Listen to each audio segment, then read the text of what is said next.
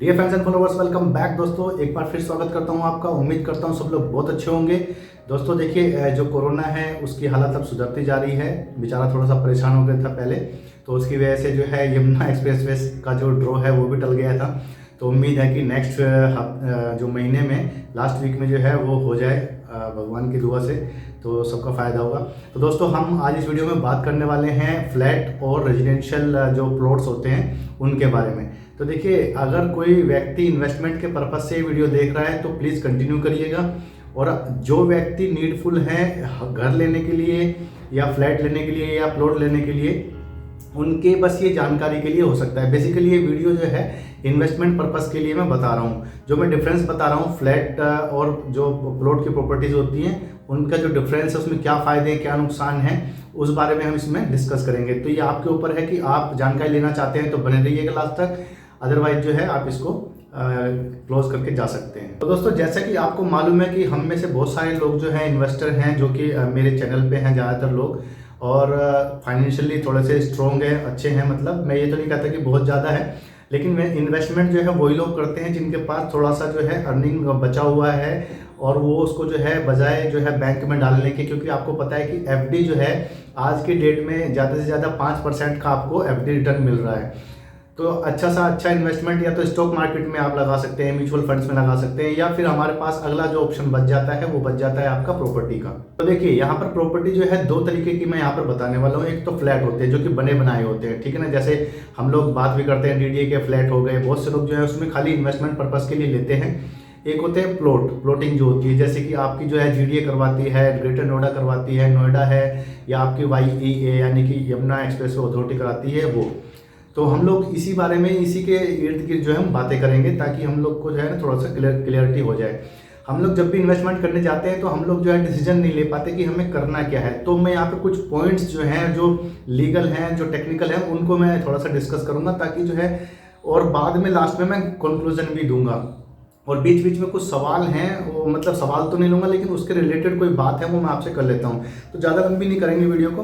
तो देखिए, जहाँ पर हम लोग इन्वेस्टमेंट करते हैं कहीं पे भी हो, तो वहाँ पर देखिए सबसे पहली जो चीज़ होती है रिस्क और रिटर्न।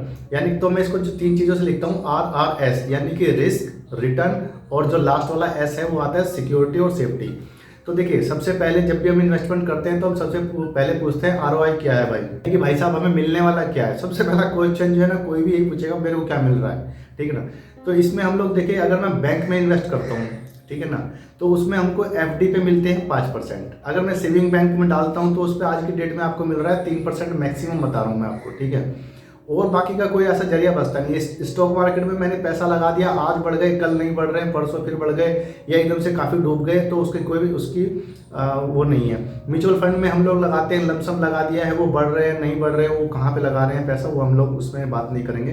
तो हम लोग अपने वाले रिटर्न की बात कर लेते हैं। तो मैं यहाँ पे सबसे पहला जो रिटर्न है वो मैं फ्लैट और प्लॉट का बता रहा हूँ। तो देखिए, फ्लैट में जब हम लोग लेते हैं, जैसे कि मैं एग्जांपल ले लेता हूँ, मेरे से एक भाई साहब ने पूछा था, उसका मैं आंसर भी कर रहा हूँ कमेंट का। उनका था कि जो जीडीए में मधुबन बापू धाम की जो ड्रॉ है, जो स्कीम कोड है 907, देखिए उसका ड्रॉ अभी तक नहीं हुआ है। तो वहाँ पर जो फ्लैट्स हैं वहाँ पे जो है रिटर्न, अगर आप इन्वेस्टमेंट के पर्पज़ से देख रहे हो, तो मैं आपको सिर्फ इतना ही बताना चाहूँगा कि जो फ्लैट वाली प्रॉपर्टीज़ होती हैं उसमें जो है 8 से 12-13% तक का आपको रिटर्न जो है मिल जाता है। देखिए, रिटर्न भी दो तरीके के होते हैं, एक होता है लमसम, एक होता है जो पार्शली होता है। तो जो पार्शली होगा वो बेसिकली जो मैं उसको इनकम के रूप में लेता हूँ, यानी कि मेरी तनख्वाह के जैसे कि वो मेरे को आ जाए, तो वो आता है एक रेंट, ठीक है। तो यहाँ पर मैं अगर लमसम की बात कर रहे हैं, पहले हम लोग जो कर रहे हैं रिटर्न की, तो लमसम की बात कर रहा हूँ, तो जो फ्लैट में है वो 8 से 12% तक का हमको मिल जाता है। मतलब over the period of time इसमें जो है 8 से 12% मिल जाएगा। लेकिन अगर मैं दूसरा देखूँ अपना प्रॉपर्टी का जो प्लॉट है, जैसे कि मैं अब रिलेट करता हूँ इसको ग्रेटर नोएडा की जो प्रॉपर्टी है, या नोएडा की है, या येड़ा की है, तो उसमें जो है ओवर द टाइम आपके पास में क्या होगा, अच्छा इन्वेस्टमेंट, आपने इन्वेस्टमेंट किया, अच्छा रिटर्न आपको देगा। लेकिन आप ये ना सोचें कि मैंने आज किया और 1 साल बाद में उसको निकाल दूंगा तो अच्छा रिटर्न आपको नहीं मिलेगा। कम से कम 5 साल का इन्वेस्टमेंट ही इन्वेस्टमेंट माना जाता है, अदरवाइज वो क्या होता है, ट्रेडिंग कहलाता है। मैं स्टॉक मार्केट की अगर भाषा में बोलूँ तो देखिए, वीडियो थोड़ा सा लंबा होगा, लेकिन क्योंकि यहाँ पर हर एक पहलू को मिलूंगा तो शायद थोड़ा सा लंबा होगा। आप स्किप भी कर सकते हैं अगर आपको मेरी बकवास नहीं सुननी है तो।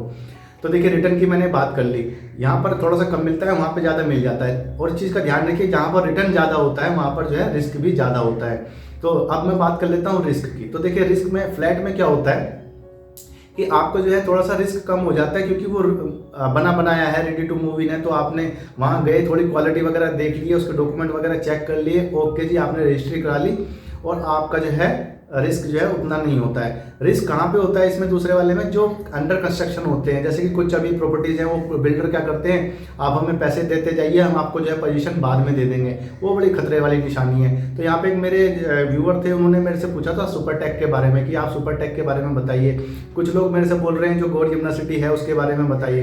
तो ये जो प्राइवेट डेवलपर होते हैं ना, ये क्या करते हैं, पैसे ले लेते हैं पहले, बाद में आपको पोजीशन देते हैं। लेकिन पैसे तो ले लेते हैं, लेकिन पोजीशन देने में आपके जो है ना एरो की जो एरिया होती है उनको पूरा घिसा देते हैं, लेकिन पोजीशन नहीं मिलता है। तो वहाँ पर जो है आपको बहुत सारा नुकसान हो रहा होता है। इन्वेस्टमेंट आपकी हो रखी है, ठीक है, आपको रिटर्न भी मिल जाएंगे नो डाउट, लेकिन वहाँ पर जो आपको तकलीफ हो रही है उसका जो रिटर्न मिलता है कुछ नहीं मिलता, वो जीरो हो जाता है। अच्छा, तो मैं अब क्या करूँगा, एक सुपरटेक के बारे में अगर आप मेरे से चाहते हैं ना, तो मैं उसका जो है कंटेंट तैयार कर रहा हूँ, वो इंटरनेट पर आपको कहीं पर भी नहीं मिलेगा।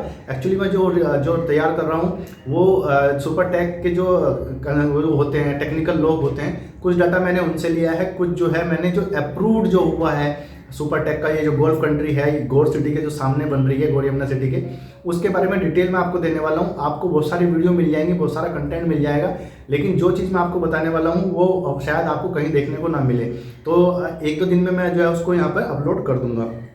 तो मैं रिस्क की बात कर रहा था, देखिए यहाँ पर तो रिस्क ये होता है कि आपको जो है अंडर कंस्ट्रक्शन जो प्रॉपर्टीज होती हैं, जैसे ये दोनों हैं, तो यहाँ पे आपको रिस्क जो है थोड़ा सा ज़्यादा हो जाता है, क्योंकि पोजीशन का आपको नहीं मिलता है। प्लॉटिंग की अगर मैं बात करूँ तो देखिए वो खाली प्लॉट है, वहाँ पे क्या रिस्क होगा आपको वहाँ पे कोई रिस्क नहीं होता है। जब आप जैसे कि येड़ा में ही है, मान के चलिए, वहाँ पे रिस्क ये है कि हमने सब चीज़ कर दी है लेकिन पोजीशन नहीं मिला है। मैंने एक पिछले दिनों कम्युनिटी पोस्ट पे एक वोट करवाई थी, तो देखिए उसका डाटा मेरे पास में आ गया है। मैंने पूछा था कि अभी तक जो है कितने लोगों को जो है पोजीशन मिल गया है, या कितने लोगों की पेमेंट नहीं हुई है, या कितने लोगों को अभी तक पेमेंट हो गई है लेकिन और पोजीशन भी मिल गया है। तो 74% लोग ऐसे हैं जिनकी जो है पेमेंट हो चुकी है लेकिन पोजीशन नहीं मिला है। 14% ऐसे हैं जिनकी की अभी पेमेंट ही नहीं हुई है, और 13% ऐसे हैं जिनको जो है पोजीशन मिल गया है। तो काफ़ी अच्छी बात है कि 13% को जो है पोजीशन मिल गया है। अच्छा, अब यहाँ पर देखिए जो ये तो हो गई येड़ा का, क्योंकि वहाँ पर जो है टाइटल जो होगा, इसमें जो बता रहा हूँ प्लॉटिंग में जो रिस्क होता है वो होता है टाइटल का। सपोज कीजिए कहीं पे प्लॉटिंग हो रही है, अब मैं एक एग्जांपल यहाँ पे ले लेता हूँ आपके लिए। दिल्ली में एक जगह है बुराड़ी, ठीक है, वहाँ पर कुछ लोगों ने क्या किया, एक एग्रीकल्चर लैंड को उन्होंने प्लॉटिंग कटिंग कर दिया उसमें। तो मेरे से बोला कि कोई आप चलिए मेरे साथ में और वहाँ पर जा करके देखते हैं, वो प्लॉटिंग काफ़ी सस्ती मिल रही है। तो मैंने उनको पहले अपने घर पे ही समझाया कि भाई देखिए सस्ती मिल रही है तो बिल्कुल नहीं जाना, लेकिन उन्होंने मेरे को इंसिस्ट किया, तो मैं वहाँ गया। और ये फ़ोटो आप यहाँ पे देख लेंगे, जो मैं यहाँ पे लगा देता हूँ कुछ फ़ोटोज़। तो वहाँ पर क्या हुआ कि जब मैंने जाकर के उस बिल्डर से बात किया, तो वहाँ पर मुझे कुछ फ्रॉड वहाँ पे थोड़ा सा नज़र आया। तो मैंने उनके सामने तो नहीं बोला, लेकिन घर पे आकर के मैंने उनको चीज़ें बताई। तो देखिए वहाँ पर ना तो बिजली का कुछ सिस्टम था, ना ड्रेनेज वगैरह का कोई सिस्टम था। हालांकि डेवलपर ने हामी भरी कि हाँ सब चीज़ चल रही है, सब एप्लीकेशन दी हुई हैं, लेकिन ऐसा कुछ नहीं होता है।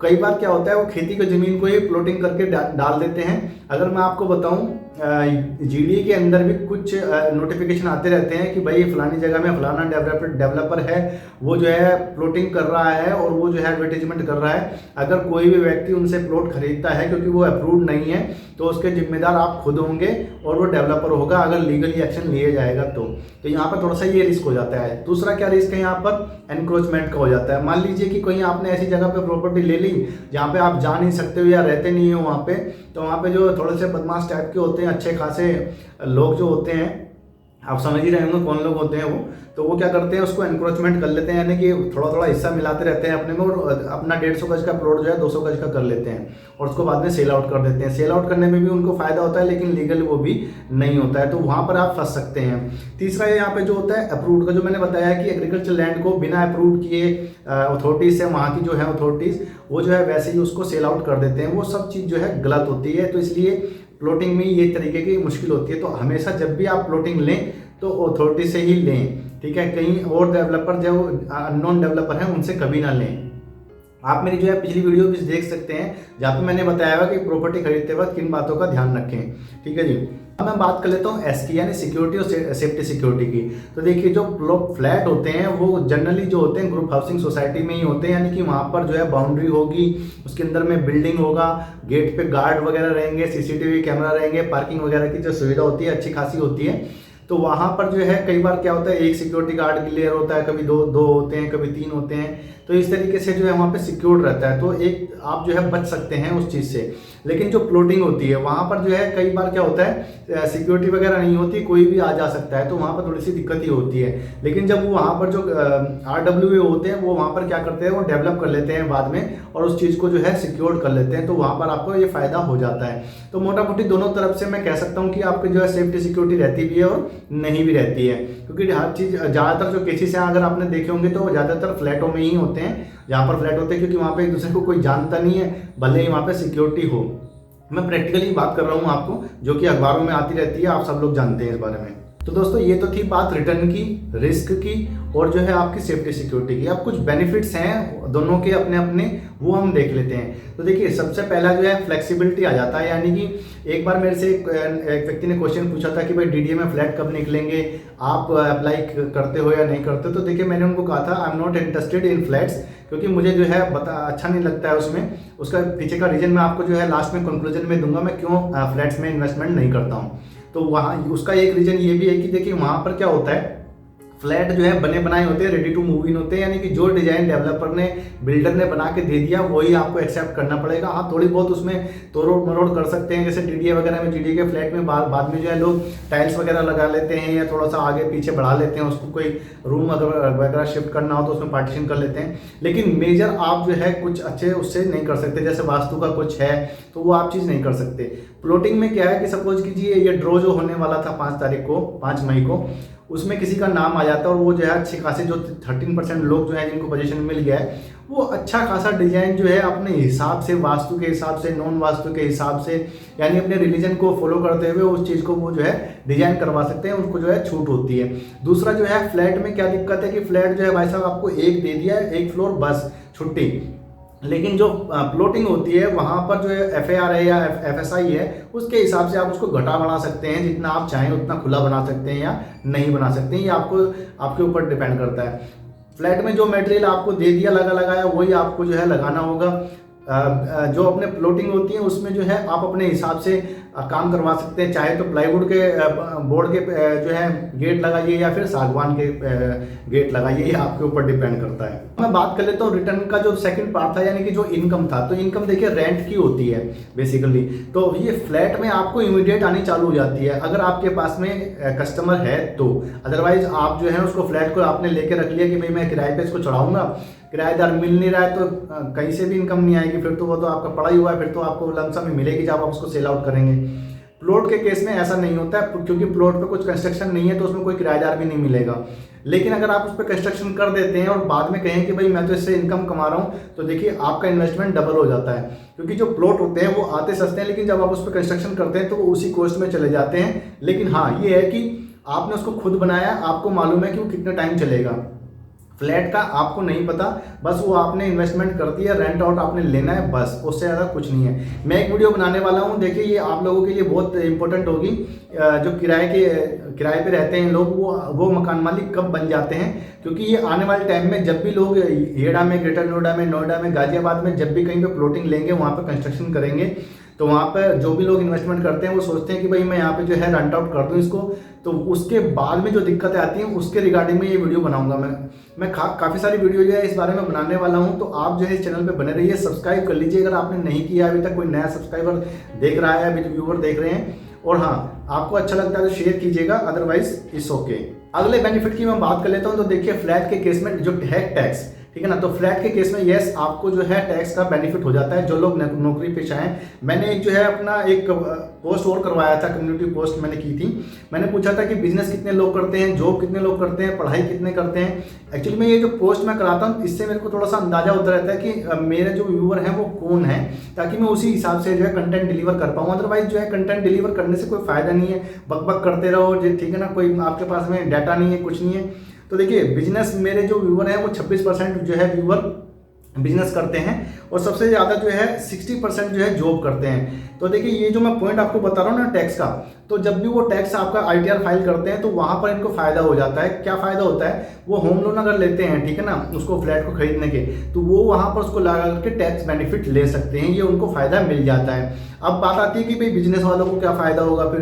तो देखिए बिजनेस वाले जब कंस्ट्रक्शन करते हैं प्लॉट के ऊपर में, ठीक है ना, तो कंप्लीशन के बाद में वो भी जो है उसमें फ़ायदा ले सकते हैं टैक्स का, जब आप ITR फाइल करते हैं बिजनेस की, ठीक है। अब उसमें मैंने पोस्ट कराई थी, उसमें जो है 5% लोग जो ऐसे हैं, व्यूवर ऐसे हैं जो पढ़ाई कर रहे हैं, ठीक है, और 10% ऐसे हैं जो भाई साहब कुछ नहीं करते हैं। तो उन लोगों के लिए भी मैं यहाँ पर एक वीडियोस बनाने वाला हूँ कि भाई कुछ तो कीजिए, क्योंकि अभी क्या हाल हो रहा है, चाइना हमसे आगे निकल गया है। हर एक आदमी वहाँ पर जो है जॉब तो कर ही रहे हैं, लेकिन अपना काम वो खोल रहे हैं। तो अपना काम खोलने से क्या होता है, वो एम्प्लॉयमेंट जनरेट कर रहे हैं। मैं एक वीडियो जो है इस पर भी बनाने वाला हूँ, जो MSME के द्वारा जो है इनिशिएट की गई थी, जिसमें आपको लोन मिलता है नए प्रोजेक्ट के लिए। आपने सुना भी होगा, लेकिन उसमें कुछ डिटेल, एक्स्ट्रा डिटेल मैं आपको देने वाला हूँ। मैं नहीं चाहता कि हिंदुस्तान में लोग पान खा के थूकते रहें गलियों में, और जो हमारी जो यूथ जनरेशन है वो खराब रहे। तो आपको जो है GDP बढ़ाना है। GDP कैसे बढ़ेगी, सरकार नहीं बढ़ाती है GDP बढ़ाते हैं वहाँ के लोग, ठीक है ना। सब लोग इकोनॉमी को कहते रहते हैं, दोष देते हैं, लेकिन इकोनॉमी को समझने के लिए आपको काम करना पड़ेगा भाई साहब।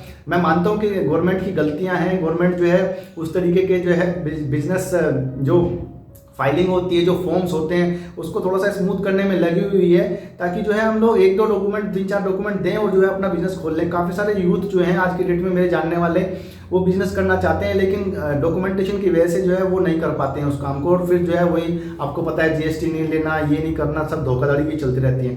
तो अच्छे काम के लिए, अच्छे फायदे के लिए हमको जो है उस तरीके से सिस्टम भी बनाना होगा।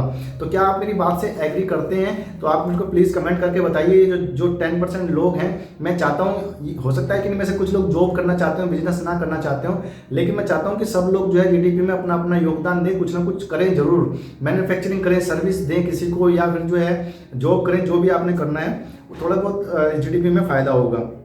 अब मैं बात कर लेता हूँ नेक्स्ट बेनिफिट की। तो देखिए वो है बेनिफिट है आपको लोन का। अब यहाँ पर जो है मैं इसको येड़ा से भी बाकी जो अथॉरिटीज़ हैं उनसे भी रिलेट करूँगा। देखिए फ्लैट के केस में क्या होता है, जब आप फ्लैट लेने के लिए जाते हैं, तो मैंने बताया जैसे कि टैक्स में बेनिफिट होगा आपको जब आप होम लोन ले लेंगे, तो आपको होम लोन जब मिलता है, ठीक है ना, तो इसमें जो है जल्दी आपको मिल जाता है फ्लैट के केस में, क्योंकि उनको पता है रेडी टू मूव इन जो है फैसिलिटी है।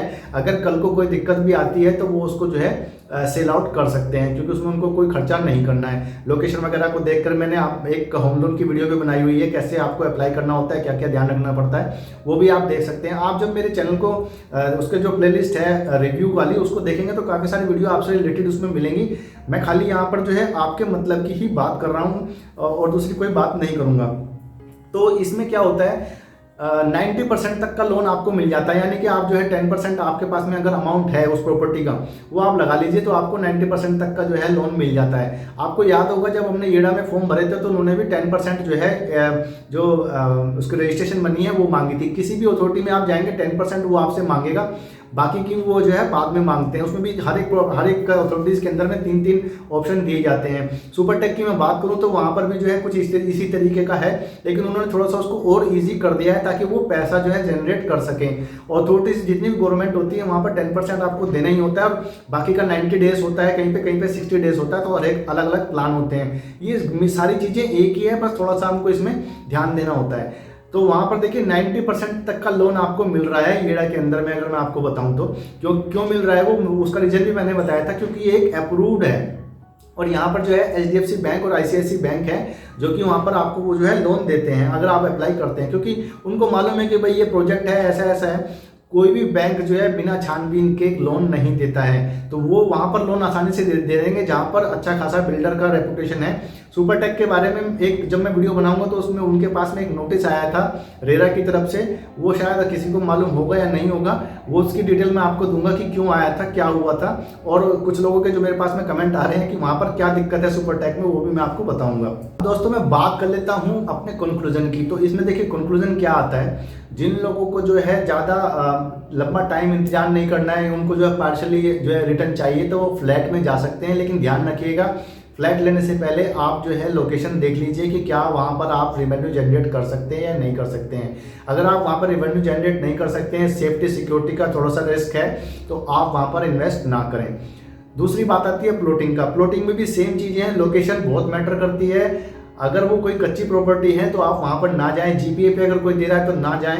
मैं हर एक वीडियो में आपको बोल रहा हूँ। तो मैं हमेशा जो है प्लॉटिंग में ही इन्वेस्ट करता हूँ और खाली अथॉरिटीज़ की या जो अच्छे डेवलपर हैं उन्हीं की ही प्रॉपर्टी में इन्वेस्ट करना मैं प्रेफर करता हूँ। अदरवाइज जो है कोई फ़ायदा नहीं है जमलेबाजी में पढ़ने का। वैसे ही दुनिया में इतनी टेंशन है तो और लेने की ज़रूरत नहीं है। तो दोस्तों ये था मेरा जो कंक्लूजन था कि मैं कहाँ करता हूँ और आपको कहाँ करना चाहिए। दूसरी बात ये होती है कि कई बार लोग मेरे से ये भी कहते हैं कि भाई फलाने जो फ्लैट हैं वो अच्छे नहीं हैं। तो देखिए फ्लैट जो बनाए जाते हैं वो खाली सेल आउट करने के लिए बनाए जाते हैं, उनमें जो है क्वालिटी से कॉम्प्रोमाइज़ किया जाता है। इसलिए भी मैं जो है वहाँ पर इन्वेस्ट नहीं करता हूँ, क्योंकि मैं एक लॉन्ग टर्म इन्वेस्टर हूँ। मैं जो है छोटे मोटे उसमें मतलब छोटे मोटे टाइम के लिए इन्वेस्ट नहीं करता, क्योंकि वो एक ट्रेडिंग होती है और ये मैं रोज़ रोज़ नहीं कर सकता हूँ। तो दोस्तों बने रहिएगा मेरे साथ में, सब्सक्राइब कर लीजिए आपको अच्छा लगता है कोई मेरा कंटेंट। तो बाकी आपके कोई क्वेश्चन है तो प्लीज़ कमेंट करके मुझे बताइए, लाइक करिए अगर अच्छा लगता है तो। अगर नहीं भी करते हैं तो आजकल लोग जो है लाइक के नाम पे कोई मर गया तो भी लाइक कर रहे हैं, क्या समझ में नहीं आता है। खैर चलिए, जय हिंद।